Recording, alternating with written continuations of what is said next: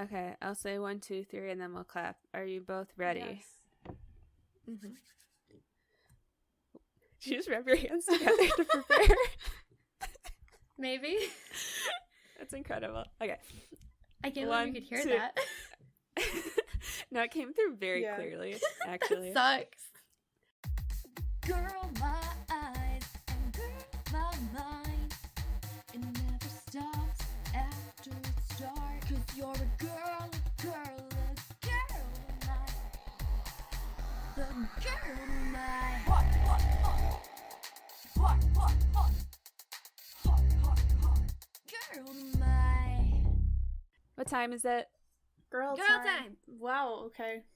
I was not enthusiastic enough. I'm so sorry. I'm really excited about girl That's time. I've been okay. waiting for girl time all day. My name is Maggie, I'm Haley. I'm Ashton. and this is From Rushers with Love. We're a Big Time Rush podcast, and this week we are reviewing the episode Big Time Video, which is the 18th episode of Season 1. It's the last episode before the season finale. This video was directed by Jonathan Judge and written by Ron Halsey. That's the creative team behind Big Time Photo Shoot. Oh. Okay. Wow, they really just like Marcos, huh? They do. And just as a reminder, Jonathan Judge directed Big Time Fever, and Ron Halsey wrote Big Time Jobs. And I feel like that gave me a lot of insight into this particular episode. So as soon as they got back together, they were like, we can bring back our OC. Yeah. Well, they're like, we need to do him better and not have Yes. him say the word stuffy puppy like 8 times. He Or- doesn't bring him up at all. Like, I'm so Yeah. proud of him. I know. He's grown so much. Well, you can't direct a music video with stuffy puppies. Yeah. Someone could. Not me. Before I forget to say it, the episode aired on July 31st, 2010. So we're more than halfway through 2010 now, guys. Okay, so we open on... This is the coldest open yet. Stop. No. Carlos is like, it's time for the first annual Big Time Rush brain freeze off, and they all have like giant slushies, and the others go off, like they're doing an echo. But initially, I thought they were just really unenthusiastic, and like Carlos was forcing them to do this, and they were like, no, we don't want brain freezes, because like that's a natural stance to have. Logan is like, what's the prize for this? And James is like, brain freeze is its own reward. So they just genuinely want this for themselves. Also, before we get too far past this moment, the very first image on the screen is Carlos presenting the group with 4 slushies. And they're all kind of facing away. And when they turn around, Kendall seems a little thrown off and surprised. I think we've talked about this before, and I think that this is the last piece of evidence I need to say that Carlos has magical making things appear powers. I think he just brought those smoothies out of thin air. And if we had started the episode... Conjuration. I thought James had that. Did they both share it? I think that we decided... Okay, so we were not sure because it came up in Big Time Party, and we were like, oh, he can make things appear because he likes his appearance or something like that. Haley, you're cutting out. I just can't hear you right now. Discord No. does not want the people to know this. Okay, so let me just take it from the top, make it clean. Wow, it's really forbidden knowledge. Yeah. So when we talked about it in Big Time Haley, you're Party, lighting up, but I'm not hearing Really? anything. I'm gonna leave the chat and Oh, come no. back.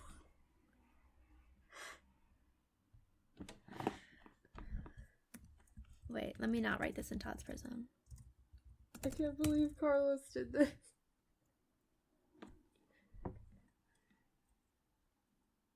Carlos doesn't want...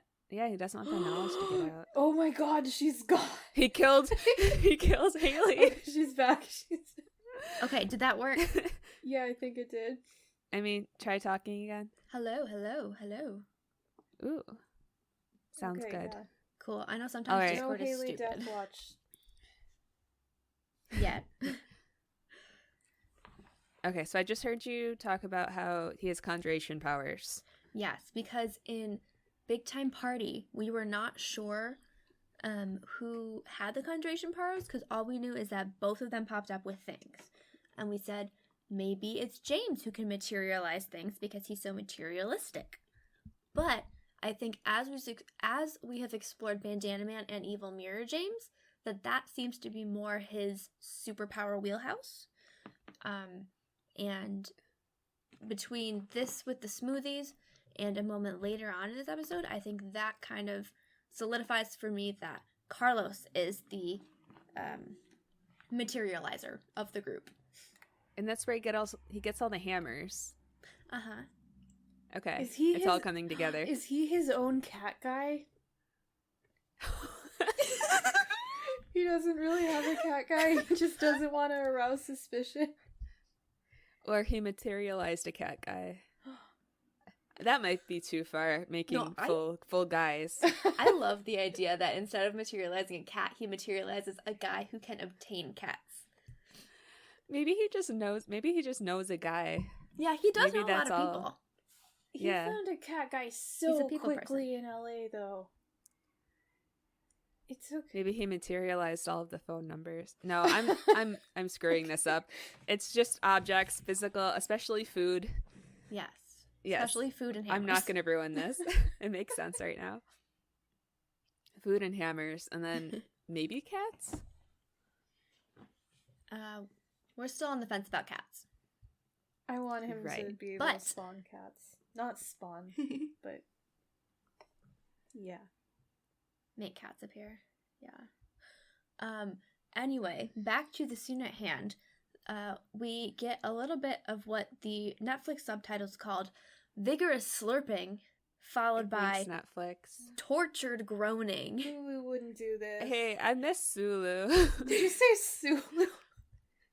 That's what came out, but that's not what I meant to say. You're such a Trekkie. Yeah, rip. Logan does this thing with his hand. He does like a gay little claw motion. I don't know why. In this scene, do you think the directors were like, this is what they think weird teenage boys are like? I mean, they're right. Yeah. I can't tell if they're right. Like, the way James is, like, holding his drink, what is that? I could not stop looking at it. I was obsessed with the way that he was holding his drink. His arm is, like, inverted. Why did he do that? He's, like, almost hugging it. Like, I want to know the direction they were given from the directors. Jonathan Judge, please talk to us. I want to give big props to Erin Sanders for this whole episode because oh my goodness, she just had to Nickelodeon cry like really loudly and for so long, and she kept it up. Mm-hmm. Like this is she did the thing. She's so much okay. So someone who's not Camille is crying from the lobby, and it's like the worst fake crying I've ever heard in my whole life. I'm so sorry to this actor, but I was like fumbling around for the mute button because I was like, that's why he was living in the Palm Woods, because he was bad at acting and couldn't get any parts. So Buddha Bob is just very, very casually like, another Hollywood dream has been crushed, and you're like, okay, cool. Which is fun because this is kind of similar to Big Time Fever, where, you know, they talked about the downsides of moving to LA to follow your dreams and side effects of being there. You know, they talked about Hollywood fever. And now in this one, it's, if you don't get a part, you're just gonna cry and leave. And the way that it's presented as, like, this is the normal thing that happens, it's just part of being here at the Palm Woods, really reminded me of Fever, which makes sense because Jonathan Judge was involved. Yeah, he's like, don't do this, viewers. Don't be this. You don't want this. Don't go to Hollywood.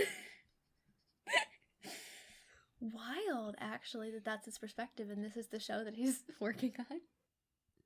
Well, Camille is crying, and Logan, to his credit, stops the brain freeze competition so that he can comfort her and say, hey, it's not sad, at least your Hollywood dream is still real, or whatever he said. He said something better than that. Yeah, so Camille reveals that she's leaving the Palm Woods, and then all the boys start screaming, and Logan's yelling, no. and then they fall to the ground, Writhing and their in drinks pain. spill all over the carpet. They're like dying down there. It's fine. They'll be okay. And Camille thinks that they're like taking it really hard that she's leaving, but Buddha Bob is like, nah, it's just a brain freeze. And then walks and away. that's when it cuts to the intro. So they're just left screaming on the ground. So I guess that's the entire thing, because like their drinks are spilled, their drinks are gone. They had the brain freeze. I guess they all won. Yeah. So after the intro, we find out that Camille hasn't booked a part in 6 months, and her dad's making the move back to Connecticut. And Carlos decides that he can hypnotize her dad to let her stay because he's been practicing. So he has this like little red watch that he like dangles in front of her face and says, "You're getting very sleepy." And then it plays the sound effects from the ghost episode, which happens every time he tries to hypnotize somebody. And then she just starts crying again, and then he tries to hypnotize her into being happy, and it doesn't work. But then Kelly shows up. The watch that he's using, it's not like a pocket watch. It's like one of those digital watches you would get in a McDonald's Happy Meal. Yeah, or in like a cereal box. I mean, he probably just materialized it, and that's all he knows. True. I am obsessed with that, actually. So Kelly is like, we're gonna film your first video, and then is it Kendall who comes up with the idea to cast Camille in it? I think it's Logan, because he says we can get Camille part in our music video, because he emphasizes video instead of music, and it sounds really weird, because then Gustavo does the same thing in the next scene. Carlos is like the only one who says it normal the entire time, so thank you, Carlos. Oh man, maybe Logan just thinks she's a terrible singer and wants to make it clear that she's not going to contribute to the actual song in any way because she would ruin it. So they tell her to stall her dad until they get back, and then she does this really spectacular fall over her own luggage and is clutching her arm, but then she like winks at them, so they're like, wow, she's like really good at this. also and then it's sorry. Go ahead. When Kelly came up to them and they were excited about the music video, and then Camille started crying again, Kelly said, "Okay, say goodbye to the nice crying girl." Yeah. Which, like, she's interacted with Camille on so many occasions. She should know her name at this point, right? Was she in the crew when they were doing Big Time Crib and they were in the recording studio? It was her and Katie and Carlos, right? And then Kelly like broke in. Yeah. Maybe Camille's just so good at acting she didn't recognize her. Yeah. Maybe. Yeah, because I'm trying to think of when else they actually would have interacted. At the party. The big time party, yeah. And they wouldn't have exchanged names. Huh. The scene transition's weird because after they're like, man, she's good. Then Kendall like throws his arms up in the air. He goes, ugh. And then they all just like run away. I don't know why he does that, but it's that's what it does to you. The residual brain hasn't recovered.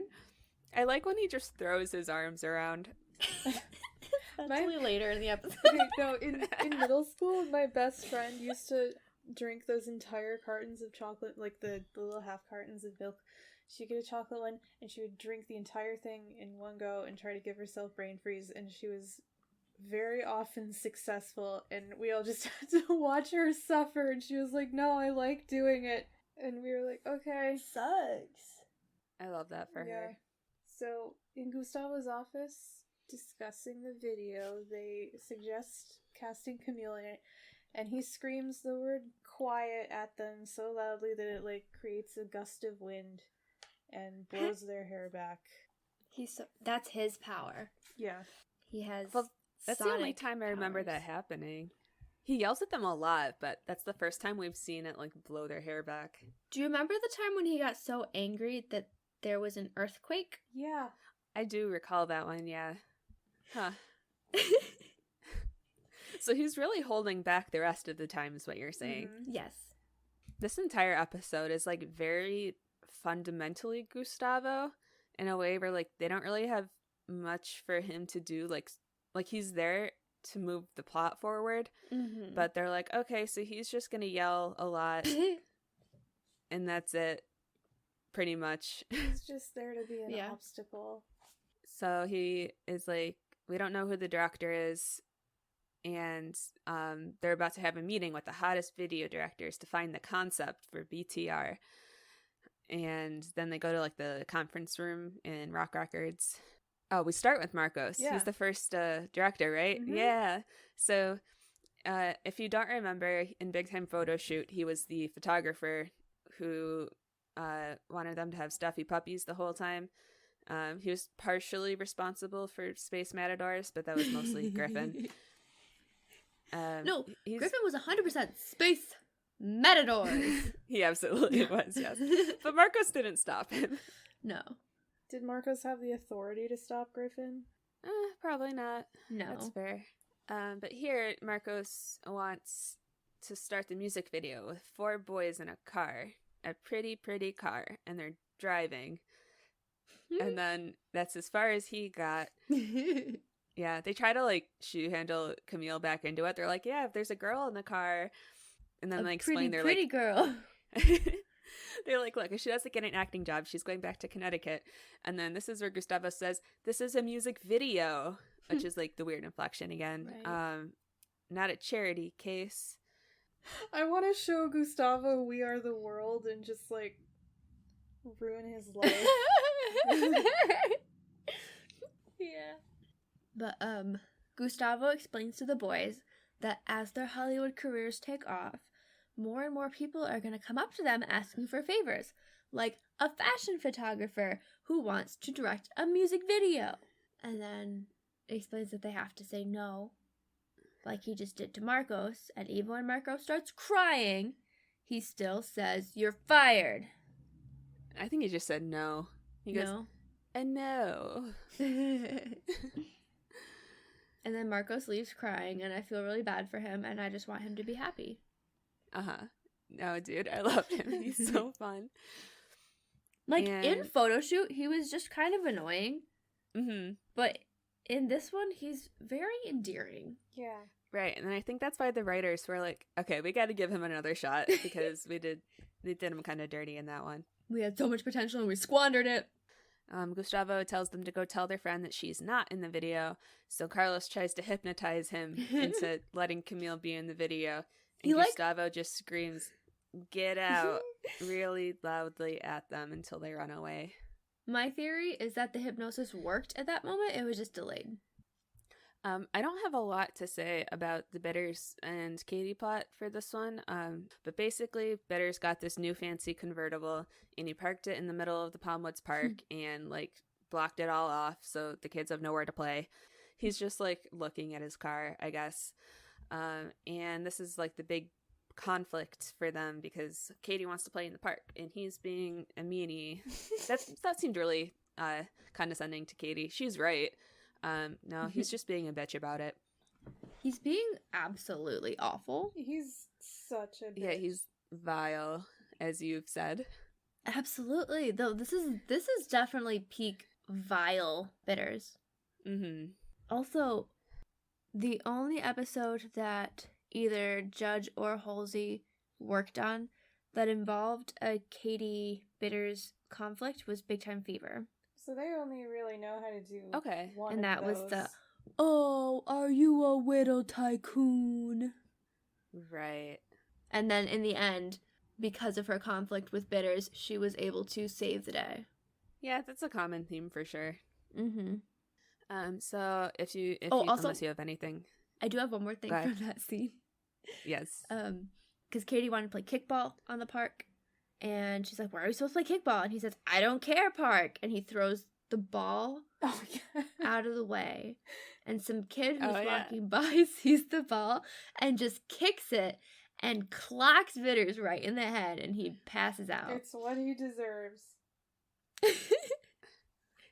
It was such an unnecessary detail, but so good. And I thought it was going to be like a recurring gag, and then it wasn't, which made it funnier. Because in other episodes, it was a recurring gag. Everyone Right. just likes seeing him get hit in the head with like objects. I know I do. Me Well, too. It's like, who is this disgusting, horrible man, and how can we make people enjoy watching him? if he suffers. I think Griffin should get hit in the head with some kickballs. Yeah. So in the next scene, we are by the Palmwoods poolside. The 4 boys are sitting at a table. They're talking about how they got to tell her the truth. She can't be in the video. And Camille runs up and asks if she can tell her dad that she got the part in the video. She has like her arm in a sling and everything. So she's like, I can't really keep this up much longer. And they look her in the eyes and they say yes. Mm-hmm. And then she's obviously excited. And they're like, cool, that was not our best move. And the Jennifers are crying now. In slow motion. Yeah. So this is Carlos's turn to get upset because like Camille is like kind of personal to Logan, and Carlos still I guess really wants to date the Jennifers even after the whole thing where he became a Jennifer and then decided he hated being a Jennifer and left. I don't know. So now we're just back to square one with the Jennifers with him. Yeah, their whole dynamic is strange, and I don't understand what the storyline is with that dynamic. Like none of it really carries over. It's all episode to episode, and then at the end it just like goes back to the default, so then it can go from there, which is a little frustrating. But it's especially confusing because Fever was the last episode, and that's where he became a Jennifer. So this is very soon after that. Yeah, interesting. And it was the same writer. Oh, come on, dude. Well, yeah, the Jennifers aren't like a huge part in this. Carlos offers them a part in the video so they can stay, but then they go, told you that would work. So they totally played him. And okay, the other thing about that moment, do you remember in Big Time Crib when they said we get speaking roles in your next 3 music videos? Mm-hmm. oh shit, yeah. First of all, that wasn't a speaking role, but I guess they're fine with it. Second of all, they already were promised a role in the video. Why did they need to trick him into it? They probably forgot. I mean, I'm sure the boys forgot, but... None of this is legally binding at all. So I don't really know. But the boys don't know that, so they're like, oh, we promised something to someone, so we have to follow through with it because we're good people. Maybe they tricked them into 2 other videos. Yeah, like this one doesn't count. We'll get an extra one in there.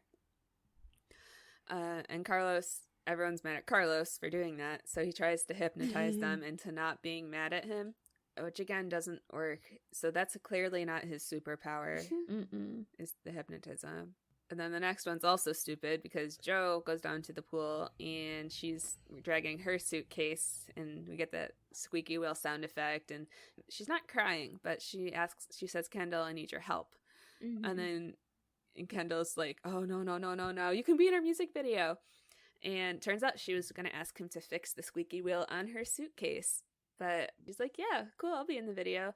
And then she leaves. I guess he's not going to fix the squeaky wheel anymore. But, I mean, he has the suitcase. She left it with him? Yeah.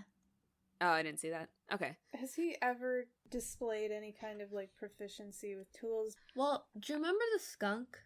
I was literally about to bring that up, yeah. Like some weird Minnesota proficiency for... Yeah. So maybe it's like catching skunks and fixing suitcases? Yeah. Or she's just like, oh, my big strong boyfriend can fix it for me, which that's probably not what it is. But I don't even know anymore. Maybe I don't get this whole teenage dating thing. Maybe he just got one of those, like, Swiss Army knives, and he's thought it was really cool. And she was like, oh, you should fix this. So they made some bad decisions, and they didn't do well in that scene. But they're like, okay, it's fine. There's going to be extras in the video, and we'll just put them in the background, because, like, that's acting, right? And then everyone in the pool, all the extras just scream, yes! It's a very good joke. Is that, like, the first, like, meta thing that we get? Well, we got a couple... We got the CD player meta O's. So we're just dipping a toe into that. So now that we've established that being an extra is acting. They go back to Rock Records. I don't know why they're letting Big Time Rush sit in on these meetings. Because Gustavo's not going to listen to their feedback. Right. Like, why are they there? They have to give them the illusion of rights. That's fair. So this first director that comes in, he voiced a couple of guys in Ratatouille. I'm assuming they are the rats. I didn't check. Can I say something that I didn't see in my notes until now from the previous scene? Oh, absolutely. James, and this is really important, James is like, who ever heard of a music video without girls in it? And then we cut to this pitch meeting, and Oh, yeah. the guy is like, 4 boys, nobody else. 'Cause the city is them. They are the city. And Gustavo is really intrigued. Doesn't he say no girls? I don't think he does. I think that's another. No, that's Okay. the next guy. Okay. Logan is wearing a sweater vest. I just want to get that in there real quick. Oh, I was like, wait, really quick. I was being dumb in my notes. It's Logan who does a really bad fake cough and goes, no girls. Yeah. And then they have to like diffuse it from there. Terrible job, Logan, but it did the job. I like to think that they had to make the any kind of guy video to make up for this, just for the volume of girls that ends up being in the City is Ours video. I don't know. Do you think that video exists within the canon of the show? I hope so. We don't have any proof that it does. I want it to. I don't know when they would have made it. Obviously, after this is their first music video in the show universe. So Gustavo really likes this concept, and then Kendall like panics, and then he starts Kendalling, and he interprets the whole thing in the worst and most literal way possible, and it's so great. Because a lot of the time it's not good. Like when he did the whole turning his back on his friends thing, because that was Yeah. bullshit. But this is This fantastic. is amazing. He's like, okay, yeah, so we're the city, so we're all skyscrapers. And then Logan's a taxi, and then Logan goes, yeah, beep beep, and Just like the song.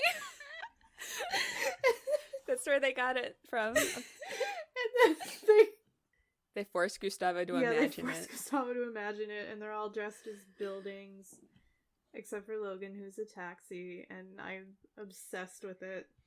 I would watch Yeah, that like video big so cardboard. many times. Yes. It's so low budget. I like when Carlos, he's a bank, and at one point he just starts spinning around like a lot. So that is the worst video that Gustavo has ever imagined in his life. And this is where I kind of realized this is like another callback to Big Time Audition, because he's basically like auditioning these directors. Ooh. And I think the last time we got a scene like this was in Big Time Bad Boy, when they were like Yep. all trying out for the bad boy part. He just likes auditions. He likes telling people that it was the worst thing that he's ever seen or heard or imagined in his life. I mean, relatable. So they say, that's not my video. And he goes, and it never will be. Next. So then, while that guy's leaving, the boys all duck under the table to plot. And Kendall's like, if the video doesn't have girls in it, we kill it! Which was intense, but also what they did. Yeah.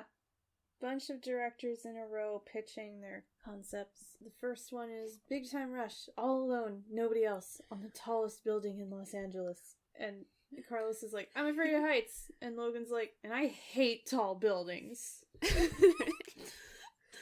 James. Well, Kendall says nosebleed. Oh, that's, yeah. Yeah, and then James says, I get nauseous standing up, and then stands up, and then immediately dies. Guys, James in this scene, I used to quote this all the time, but there's nothing that it applied to in my real life, really. Yeah. Like, I would stand up, and I can't just say, I get nauseous when I stand up, because someone's going to be like, what the fuck are you talking about? Are you okay? Do you need to go sit down? So you would stand up and then just fall down without saying anything? No, I think I would just, like, say it to myself. I don't really remember.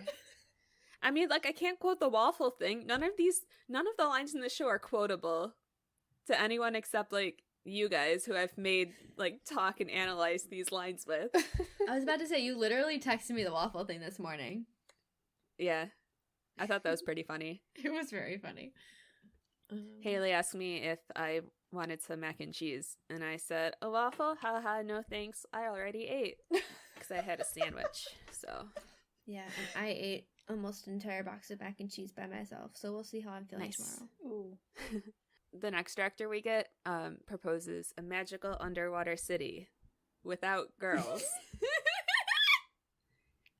Sorry, it's just such a all their bizarre. excuses, Like why? so- What is the rest of the video going to be? Why is it so important to her that she says without girls? Ooh. So they're like, can't swim. Me neither. I'm afraid of sharks. And then I James didn't know she was reveals. drinking water. And then he dies again. And that's he, enough for spits up a Gustavo little- to pass on it. He spits up a little water on Logan as he's passing, falling down. Logan is doesn't only- care though. I thought Well, he'd he get does. really annoying about it. No, he just makes a face. Yeah, but in the next scene, he's sitting behind James. Oh, okay. Big Time Rush are the last surviving members of the human race, and they must reclaim a forgotten city. And Gustavo's like, interesting! And Logan's like, I can see it now! A post-apocalyptic, dirty, ugly nightmare! And then we see that Gustavo imagines that one, and we are privy to it. Yeah, just some dirty, rowdy boys. They all have dreads. Yeah, oof. Carlos is hanging on a fence and rocking on it. And James is standing up on a motorcycle with his arms spread out and the wind blowing his dreads, which was foreshadowing for later on with the motorcycle. And Logan has something attached to a string or a rope or whatever and smashes it on the ground. And Kendall just kind of has his arms straight out, like he T-posed and then bent his elbows up 90 degrees. Yep. And just waved his hands back and forth while singing. Just vibe. It was So there's something My about favorite this part. scene. I think it's James, and James is pointing. For some reason, reminded me of the Jonas Brothers Ask the Wizard video. I was just Something in gonna it. talk about that. Were you really? Stop. Okay, so I'm glad it wasn't just me because I couldn't remember the exact part or why it reminded me of it. That's incredible. Okay. Yeah, no, it's the hair because instead of the big hairband hair, it's just the dreads and the way that he's standing. And I think he had a raggedy vest or something, which was very Joe Jonas in Property of the Queen, which was the name of the band in that video because I have that video memorized. Yeah, I think that's what it is. Okay. And it especially the part in the video where it's da-da-da, I went to Africa. Da-da-da. That was a very similar color scheme to the post-apocalyptic City is Ours video. Okay. Is this this Huh? video is what, just on Tumblr? Is that There's the only literally place it's one left? Tumblr post that has the entire video. You can get bits and pieces Okay. of it on YouTube if you look up Property of the Queen. Or We'll if you look post up the Jonas Brothers Tumblr post SNL. link in the description if It's- we remember to. It's my favorite Jonas Brothers content. It usurped The Tables Have Turned, which was my favorite for a decade. All right, so they don't want to do that video. 'Cause that sucks. Because SNL's just And- gonna do it later. Or no, they already did it, I think. Yeah, 2009. And then Marcos runs in again and is like, okay, what if the pretty car is going into a tunnel? And they're like, but that's all he's got. He's trying so hard. I know, he wants it so badly. I feel bad for him. Yeah. I don't know why I feel so bad for him. He's just so bad at this. I definitely didn't have this much sympathy for him when I was in middle school. I didn't No. care. I didn't have this much sympathy for him during the photo shoot because he was just being a bad photographer. And now Yeah. he's still being a bad director, but at least he's not saying he's the best. Mm-hmm. He knows he's the worst. We get another Katie Bitters interlude. Bitters is wearing some jorts. In my notes I wrote Bitters white trash. Yup. And Katie's got this cute kite that looks like an Ace Pride flag. Oh, that's what it was. I was like, why do I know those colors? Yeah. The vile, awful thing that I looked away from. I literally averted my eyes from this screen because I felt uncomfortable seeing it. Is it when he says, "You bet it isn't"? Like No. The very... Oh. No, before. Just the entire car wash montage. Except for the part where 3 women who look like grown-up Jennifers are walking by. And he, like, makes eye contact with them, and then they just kind of run away. So he does this horrible, disgusting, like, trying to be sexy washing the car, and it's supposed to be funny, but also it's just unsettling and upsetting, and I don't know why it was on Nickelodeon. It's also the most they've ever played Right. of the... I think it's got to be... Of the knockoff Let's Get Go It ahead. On. Like, I was like, wow, they wrote a lot of this. Yeah. I wonder what it's like for the actor, because I think That's his real life human body. Right, and he's playing the character, I think, exactly how Nickelodeon wants him to, and he's doing like a Right. great job of that. Like, the character sucks, but yeah, again, like we were talking about with Gustavo in Big Time Terror, like this isn't explicitly like fat jokes, but it's like, oh, this like kind There's of no way that tubby he could be man attractive. is right, and like he is being gross about it and all that, but it's just like interesting once it brings like, because he's trying to do it all sexy, and then at the end he like pours a bunch of soapy water over his shirt and like rubs his belly. So I don't know, it really brings his body into it, and I'm like, that's a real guy. Yeah. I'm sure it's like fine. He probably had fun with it, or I don't know him like that. I can't make claims, but it might not be a big deal at all. He tells Katie to leave because she's, quote, jamming his mojo. Oh, no, sorry. Before he does that, Oh. Katie walks up and asks, "Are you even capable of shame?" Oh, Which yeah. is already a sick line, but especially from a 10-year-old. Mm-hmm. I don't think anything's ever gonna dethrone the Gustavo has never loved line. Yeah, that's true. She just has some good lines. All she wants to do is fly her Ace Pride kite, and then Bitters is being ace phobic and is like, you have to go to the child area, and it's this really shitty. There's like, it's full of children. It's this tiny little square, and this one kid is trying to hula hoop, but there's not enough room, so she and her friend are just like moving it in small circles around her waist. Yeah, that sucks. So Katie informs him that this is not over. And that's where Bitter says, "You bet it isn't." And that's when he pours the water on himself. I just didn't like that he said, "You bet it isn't," because that's like so close to like a James I line that I know. love. And he's not allowed to have it. Mm-mm. All right, let's Bitters move on is from not that a one. Hollywood super party king of Hollywood. Not No? even a little bit. He got trapped in the super party fun box. This is where they're sulking on the couch in 2J. Yes. They're like drinking sparkling water or something. But it's in like glass bottles, so it kind of looks like they're like drinking. It looks like James is like hanging out drinking a beer. But right. it's probably not what's happening. Oh, not at all.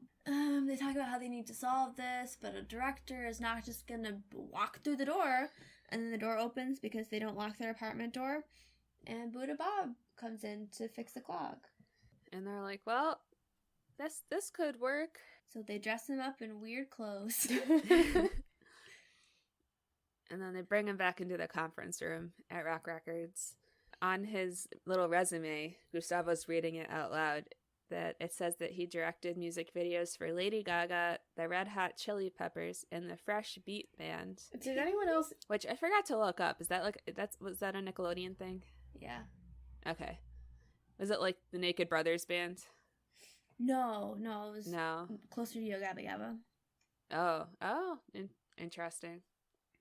So you guys, I'm guessing, did not immediately Google when the Lady Gaga Beyonce telephone video came out? Ooh, no. Because I was like, what's the funniest video he could have directed? And like, obviously it's Telephone. Yes. Oh, it was a preschool television series, so that was for very small children. Yes. I know it was familiar, but also after my time. Yeah. So I think like maybe one of my cousins was watching it or something. This is such a random assortment of musical acts, though. Like, They want to show he's diverse and can handle anything. Mm-hmm. And his pitch is, the city is ours for one night. Make your city yours. And then all the boys are standing in the back of the room cheering. They're just like encouraging him from behind Gustavo so he can't see them. they're coaching him on what to say. So Gustavo's like, okay, interesting, go on. But apparently they didn't plan for this at all. These idiots. These numbskulls. They're just Did they so learn bad nothing at from Marcos? everything. Oh my god, yeah. And See, it's they're not trying to like that mime. easy. They're standing behind Gustavo trying to mime what they want him to say, but they're like really bad at it, and Buddha Bob's also really bad at guessing. So they're trying to mime like teenage girls. So I don't even know. I don't even know what they're doing with themselves. It's kids. Tall kids. Weird tall kids. Girls. Itchy girls. Girls and boys. Teenage girls and boys. Rocking out. To BTR. And Gustavo loved that. Even though at one point he said itchy teenage girls. I just really liked weird tall kids. Yeah. I like when they rock out. That's fun. So Gustavo says he loves it and he's the director. And then the recording booth guy walks in and he gets some line. He finally gets to talk. Yay! And what he gets to tell Gustavo there's a clog in the toilet. So I want to talk about this guy for a second, if you guys are good with that. Okay. So excited. I was trying to look up like what else he did. It was hard to find because he doesn't have a name in the show, and then his IMDb, like, there's no photos or anything. So I'm like 95% sure I got the right guy. Right. So I think this is Dean Herrera. His only acting credits are in Big Time Rush as himself, and he's also credited as awesome guitar player in a TV show called The Big Time Show in 2009, which is completely unrelated. That's incredible, actually. So he's in Big Time Rush and The Big Time Show. But it seems like his main thing is that he's in a metalcore band called The Human Abstract. Ooh. And he plays like guitar in that. I didn't get a chance to listen to a lot of it. I listened to like half a song, but like it seems pretty sweet. So check him out. Again, I'm like 95% sure it's the same guy. It looks like him. He's got the dreads and everything. But now he's here in Big Time Rush. So after he tells Gustavo there's a clog in the toilet, and Buddha Bob, like on autopilot, he pulls out his plunger and it's like, oh, I'll get that. I'm a janitor. And then they're like, no, you're not. And he's like, no, I'm not. And he's just like doing a really bad job.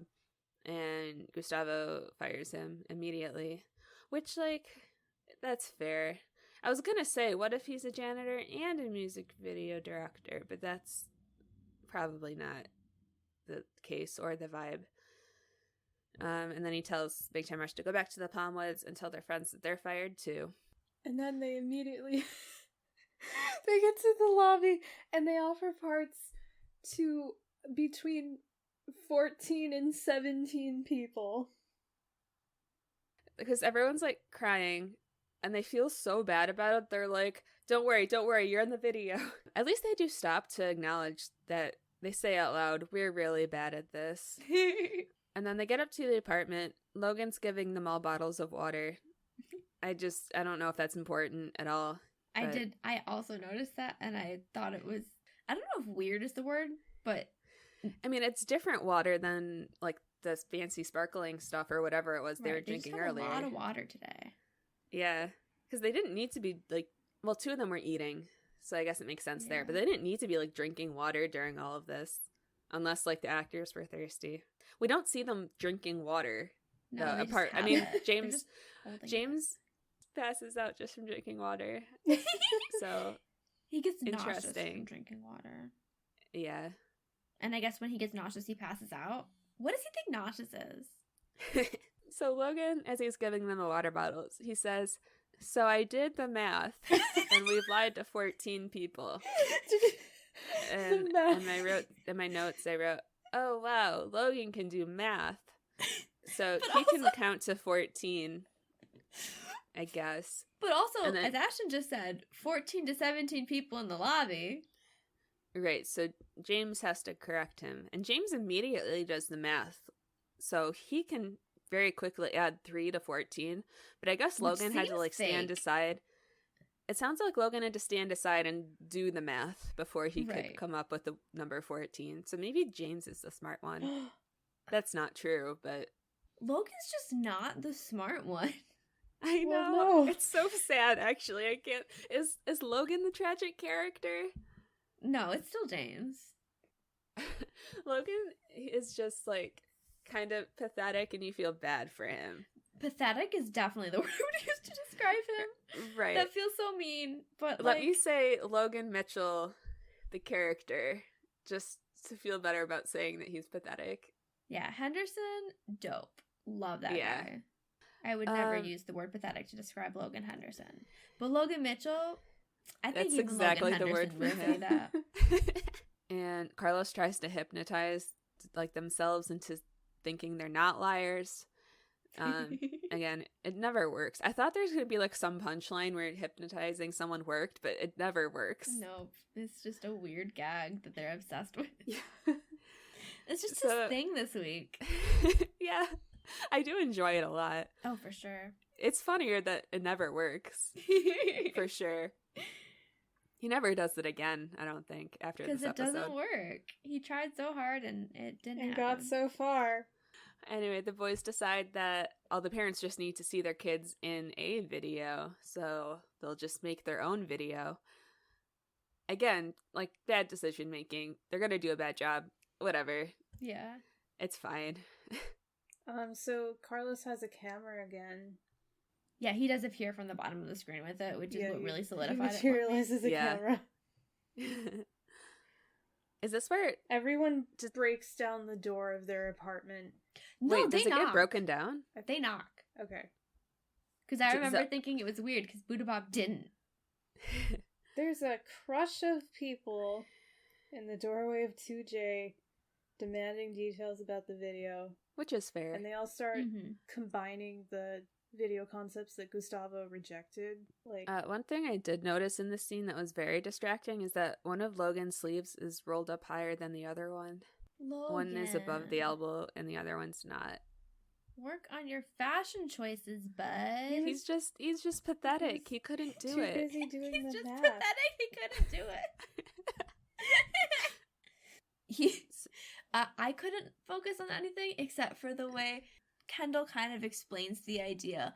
And then Logan is the one who comes up with the idea of a flash party, so good creativity on his part. But he also says the word "cité." Okay, I'm Oh, really glad yeah. you said this because Yeah. I needed to talk about it. I don't remember the context, so I just wrote down the word "cité." Cité. Right. So the flash party's going to be in a rooftop overlooking the cité. Thank you. I don't remember what episode I talked about this for a really long time in and if we cut it or not, but basically I was talking about how I thought he had said the word cité in a song somewhere. Like I had a memory of him saying it, but Mhm. I couldn't find it anywhere. Like I listen to Worldwide and he says city normally, but he says like worry and other weird stuff.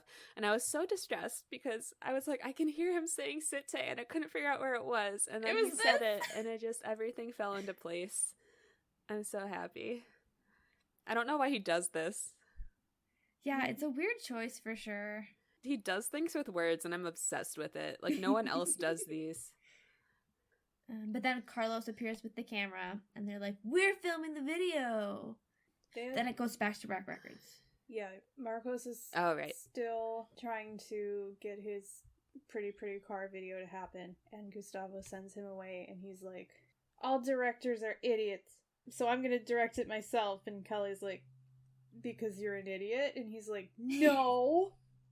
Exactly like that. And like behind Kelly out in the hallway for a second, you can see Marcos like having a tantrum out there. It doesn't last very long, but he's very upset. Yeah, this is another scene that was just like peak Gustavo. Yeah. Because Gustavo's like, it's gonna be awesome, and it starts with a band, and then he's like, that's all I've got. And then Kelly, because she like can actually do her job and is a professional, she's like, okay, we're going to shoot the boys in front of a green room and we'll add special effects later. And then Gustavo, of course, claims credit for it and says that he's a genius and does like a fun little pose. And Kelly rolls her eyes and then continues writing things down because, again, she's a professional. And then it cuts. So his video is going to be amazing and he's a genius. So Gustavo says the words, because this video is going to be amazing. And then it cuts right to the really shitty video that they made with Carlos's video camera, which is worse than the raw and uncut one for Love Me Again. Like, way worse. I was going to say, like, it kind of has Flapjack Relay energy, but it's worse than their videos. Their videos are better. Right, like the camera's just like so shaky and like all the time. It's like they drop the camera at one point, like it falls off of the tripod, and then Carlos, you see him like getting out of the car to go fix it. There's a shot of just Camille and Joe, and they're just kind of standing there awkwardly waving. Yeah, that's my favorite one. And then at the very end, the ending pose is like they found some black car. I don't know whose it is, but it's like a really boring looking car. They're all hanging out of the windows. And Carlos is holding a shoe up in the air. And he's kind of got this look on his face like, ha! You know how it goes. I would love to know more about the shoe. Yeah. Boys. They're just like, we're going to record it. Yeah, he's like, we need to add something else to this. So it's a bad video. Yes. It's the Jennifers all say in unison, this is the worst music video ever. And then Big Time Rush all says in unison, we know. I forgot to bring this up earlier, but when they're trying to explain the music video to everyone after they walk into their apartment, Kendall's like, the Big Time Rush music video is going to be directed by Big Time Rush. It's high concepts. And Joe just goes, so what's the concept? Like, she is taking no prisoner. She is not letting him off the hook on this it's one. The concept that they came up with well high. Yeah, absolutely. Yeah, they finally tell the truth. Yeah. They're like, Gustavo said you couldn't be in the video. Camille's like, okay, so you put on this entire charade to trick all of us into thinking that we had acting jobs and could stay. And they admit that, yes, that's what happened. And she says it's actually really sweet. And then she slaps Logan really hard in his face. Opposite. She slaps him and then says it's sweet. Does she really? Okay. Yeah.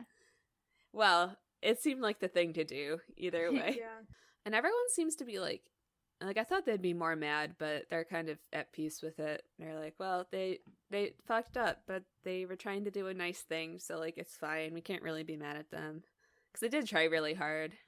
They leave really upset. Like, as everybody's leaving, they're all yelling like, guys, no, wait, come back, wait, we can like, and James yells, Jerome! And I don't know who Jerome is, but he's really upset that Jerome is leaving. We're never going to find out who Jerome is, because nobody in the show is named Jerome. Sorry, I went back to watch it, and he definitely just like, he's like, Jerome, come on. Yeah. So Jerome's in the Lizzo song. Guess who's here, guys? In the Palm Woods. Marcos! Carlos is so concerned about Marcos. Yeah, because he's crying with his suitcase. So they think he's leaving Hollywood, but what actually happened is that he's moving in because of another thing that I used to want to quote all the time, but is impossible. It's nothing. He's moving into the Palm Woods because he was dancing while making a ham and it started a fire. See, you say that it's impossible to fit this into your real life, but this is something that you have complete control over. As in, I could dance and make a ham and start fires. Yeah. I could. Haley, are you sure you want to suggest this at this juncture in your roommate situation? But Marcos tells them that their video is horrible. And they're like, oh yeah, you could do better. And then he claims that his dead chihuahua could do better. So we just learned a lot about Did his chihuahua die in the ham fire? No! That's why he's crying. That's why he's crying so much, because his chihuahua died in the ham fire. No. And all he wants is this music video. It's the only thing that will make him feel better at all, and he can't have it. No. Oh, I'm so glad that they helped Marcos. I'm wondering when the fire happens. Like, did it just happen, like, between him being at Rock Records and now? He tries to go make himself a consolation ham. I think it happened like the day before, and that's why like he really needs this director thing, and I think that's really driving him through the whole thing. Cause it's like it's the only thing that'll make him feel better about anything. Because his chihuahua always wanted him to be a director. No. Yeah. Marcos knows that he could do better, and Kendall, who apparently is like some wish-granting genie now, says, and it's always been your wish to be a Hollywood director, right? So all he needs is all the equipment. So the boys are like, okay, let's do it. They are not really sure that they can do it until Kelly walks up and says, hey guys, here's your outfits for the music video that we're shooting tomorrow, and gives them all the details, which is when they realize that they do have access to all of the things Marcos needs. She tells Marcos one more time that he can't direct because Oh. Gustavo is. And they're like, okay, so we know where to get the lights and the camera and the crew, and they have the clothes, but they still need a pretty car. Katie Katie. Just eating a bag of chips. She's like, oh, you need a cool car? I can get you a cool car. The way that she solves this is that she brings Marcos up to the park to, he brings his camera, and Marcos, he, like, pretends, like, to just notice Gustavo, and he's like, Gustavo? unbelievable. Yeah, Gustavo's here now. Bitters is that guy. Ugh. Ugh. It was so rude that you said Gustavo when you meant Bitters. Like, that's Apologize to disrespectful. Gustavo. It's because I'd rather be talking about Gustavo. That's fair. But also put respect on his name. Yes, I'm so sorry, Gustavo. I'll never do it again. So Marcos sees Bitters washing his car, and then he's like, unbelievable, I must shoot this beautiful creature for my magazine. Katie walks up and is like, wow, you're Marcos, the famous photographer whose photos are in the magazines that a lot of ladies read. So that really gets Bitters into it. We get why some, does we Bitters get some believe her? poses. Yeah, he's just so desperate. He wants to be famous. He's also pathetic. So he's doing a lot of poses. Marcos is giving him like Direction. some tips, do some direction, and then he tells him to open the trunk and show him the junk in his trunk. Hell. And he pulls out like a comically large wrench and some jumper cables, which he like When he held up the licks. jumper cables, yeah, all I could think about was like, it's fetish shit. Yeah. Yeah, so that sucked. I've been watching way too much It's Always Sunny, and that's just completely ruining the way I'm watching Big Time Rush, but it's fine. It is. Oh my goodness. Literally Speaking of things is. ruining things.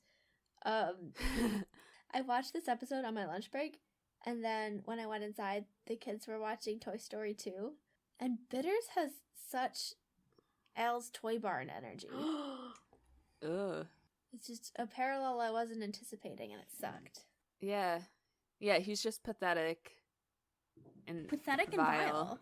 All right, so, I mean, Kendall is Woody. If we're No, going to do we this. can't. We can't. We I can't do can't. We this. can't. We can't. We can't. We can't do it. All right. we'll come back to it. So Bitters, It's gonna happen another eventually, day. but it cannot happen right now. Bitters takes out. Well, because Carlos just found out about the concept of Toy Story recently. He's Andy. No. That's not how that works. So Bitters pulls out the fetish shit and holds it up, and then Katie and Marcos shove him into the trunk of the car and close it, and he is stuck. And in Katie there. yells, freedom! Because now the kids can actually use the park. Yay! I was hoping for another, like, Adult Swim. No, kids allowed situation, but that didn't happen in this one. He didn't make any terrible signs. Nope, she's just Devil Boy's sister. So they get to the studio the next morning to film the Gustavo directed video, and then they send Kelly and Gustavo outside the building. And I thought they were gonna lock them out, but they just, while they're outside, they run away. Yeah, they're just very fast. Can I talk about their outfits? Yeah. So Carlos is wearing a regular suit jacket and a crew neck t-shirt, and James is wearing this nice burgundy button down with like, there's like some design on the left shoulder. And Logan is wearing just like a jacket, like It wants to be a functional jacket, but it's a fashion jacket. So it's got a lot of pockets, but you can tell that they're not like deep. And it's got a button down and a tie underneath. And Kendall is wearing a velvet suit jacket with like silk lapels and a black v-neck. I'm pretty sure all of these are outfit choices in The Sims 4. So the city can be theirs in The Sims 4. Perhaps. Perfect. If I can figure out how to make their faces. Ugh. Maybe someday. I know, it sucks so much. This could be your someday. Anyway, Gustavo screams dogs. Classic. So they do make a good video finally. Logan is allowed to drive even though he has his learner's permit because Bitters is trapped in the trunk. So technically they have an adult in the car. Love it. We're gonna devote an entire episode to this video, right? Like when we talk about the song. Yeah. But it's finally a good music video. Yay, proud of them. And they like premiered it at the Palmwoods pool on a projector. Mm-hmm. Which, again, okay. So filming a music video takes at least a day. Probably more than one. But let's say they only did it in a day. And then you have to edit the music video. There's a lot that goes into editing. Yeah, but presumably this all happened within like 12 hours because they were meeting Gustavo at 9 a.m. And if they started right away, it's dark by the time they're showing the video, so maybe like 9-10 p.m. They are wearing different outfits. Like, Kelly and Gustavo are wearing different outfits than they were. But when they go outside, Kelly is wearing this, like... Oh, are those like the wide leg pants? Yes. And they've got like the 6 buttons. Yeah. Yeah, And those are then very good. A frilly shrug over a tan tank top. And she's got like 3 gold necklaces. It's like a bunch of gold necklaces. But then after, like at the end scene, she's not wearing that outfit anymore. So, which could imply that it's a different day. Right. But it's even pushing it that Gustavo and Kelly wouldn't have confronted them, even if it's the same day. Like, you'd think they would have confronted them way sooner. No, that's why I noticed it, because I'm like, oh my goodness, it took them, like, they took the time to go and change their clothes before they found these guys to confront them. Right, because they say, we came here to chew you guys out. So that suggests they haven't chewed them out yet. And that's the first thing they would do when they found them. Right. And you know where to find them. They live here. I know. And everybody that they know who can edit a music video, they have to get through Rock Records. So it's not like they're going to have trouble finding these boys. Right, so what were Marcos they doing isn't all gonna day? do it. Maybe they got, like, called for community service again. For destroying something in Matthew McConaughey's. And that's just, like, they didn't have time for it in the episode. So that explains why it took them so long to get back. And that is another parallel with Big Time Photo Shoot, because that's when they first got called to community service, and that's when they couldn't get back to fix the photo shoot. Yeah, that could be it. That's the only thing that makes sense. So, Camille, like, launches herself at Logan and kisses him so hard that they fall over. Does she kiss him? First of many. I thought she just tackled him. I don't know. It's talked about a lot more, like, later on in the show, but, like, the tackling is, like, the thing that she does to Logan. So, and I don't think they're at a point where she would kiss him out of character yet. No. She'll slap him at any point. But she needs to be in a character to kiss him. Right, and they're not at that level yet. But after she tackles him to the ground, her dad just kind of winces and walks away out of the pool. And then, is this when Bitters breaks out of the trunk? Yeah, that's the other reason that it's confusing. Because, like, in my experience with audio editing, it takes, like, 3 times as long as the original recording to edit it down and then get it all... Because you have to watch through all the footage. It's gonna take at least another day. So the question is, how long has Bitters been in that trunk? Because he hasn't been out yet. Got out of the trunk. Right, he hasn't been out yet. He's been in there since they pushed him in there in the park. Yeah. And all we know that it was daylight at that point. It was before 9 a.m. Actually, I thought that it was directly after they were talking the day before the shoot. Yeah. So was he in there all night and then the following day? Yep. How much has this man been through? Because he's been locked in the party fun box for an indeterminate amount of time. He's been locked in that supply closet for an indeterminate amount of time. And now the trunk of a car for at least a 24 day. hours. Oh my god. Like, does he just have an emergency preparedness kit on him in case Big Time Rush does this to him again? Is this why Wait. Kendall is Devil Boy? Okay, so I didn't want to make this comparison, but since I have called both him and Logan pathetic in this episode, and then I was also thinking about Big Time Tests, which we don't get to until season 4, but that's like more parallels between them.